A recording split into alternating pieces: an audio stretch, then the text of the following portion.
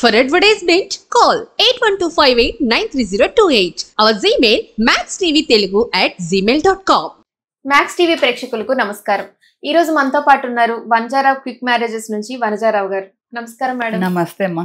ఎలా ఉన్నారు madam? Super గా ఉన్నాను మేడం. భార్యాభర్తలు ఇద్దరి మధ్య అన్యోన్యత అనేది ఎలా ఉండాలి అంటే ప్రతిరోజు ఈ గొడవలు అనేది అప్పుడప్పుడు ఎవరికైనా వస్తూ ఉంటాయి. అసలు వారిద్దరి మధ్య ఒక అండర్స్టాండింగ్, ఒక బాండింగ్ ఏ విధంగా ఉండాలి? ఏ విధంగా ఉంటే వాళ్ళిద్దరు సంతోషంగా ఉండగలుగుతారు? అవునా, అంటే ఒక చిన్న ఎగ్జాంపుల్ చెప్తాను. భర్తలకు ఇస్తున్నాను నేను. భర్త నాకు భార్య కాఫీ కలిపి ఇవ్వాలి, భార్య నాకు పకోడీలు చేసి ఇవ్వాలని లేకుండా ఒక్కోసారి భర్త కూడా ఆ అమ్మాయికి చేసి పెడుతూ ఉంటే ఆ అమ్మాయి కూడా చాలా హ్యాపీగా ఫీల్ అవుతుంది.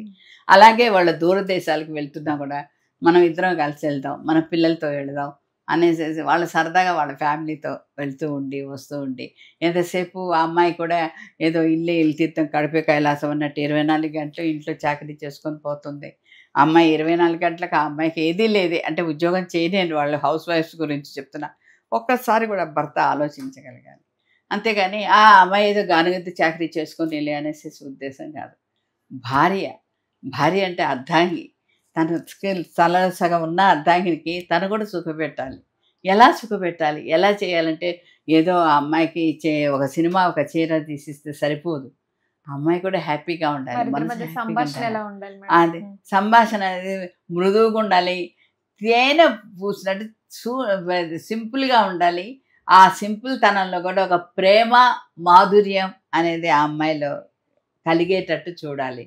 అంతేకాని నేను కూర్చో ఉండాలి, నా ఫ్రెండ్స్ని పిలుస్తుంటాను, ఆ అమ్మాయి వడ్డిస్తుండాలి, పెడుతూ ఉండాలి కాదు. నువ్వు కూడా చేతుడు వాదరుడుగా ఇద్దరు కలిసి చేసుకోవాలి. ఎప్పుడైనా కూడా ఏదైనా వర్క్ వంటలు ఎప్పుడు రారు కదా, ఒక్కొక్కసారి రాకపోయినా కూడా ఇంట్లో భార్యాభర్త ఇద్దరు కలిసి చేసుకోవడంలో తప్పు లేదు. అందువల్ల దాన్ని మనం కూడా అప్రిషియేట్ చేయాలా. ఏంటో నా అబ్బాయి చేస్తున్నాడే, నా కోడలు చేయలేదే అనేసి మనం కూడా అట్లా ఆలోచించకూడదు. పెద్దవాళ్ళు కూడా ఆలోచించకూడదు. వాళ్ళని కూడా మనం ఎంకరేజ్ చేయాలి. చేస్తే వాళ్ళు హ్యాపీగా ఉంటారు, మనం కూడా చూడడానికి కూడా పెద్దవాళ్ళు కూడా హ్యాపీగా ఉంటారు. అంతేగాని అన్నిటికీ చీటికి బాటికి చిన్న విషయాన్ని కూడా గోరంతలు కొండంత చేసి వాటిని తిట్టిపోసుకోవడం కాదు. ఇల్లు అనేది గజిబిజిగా ఉండకూడదు.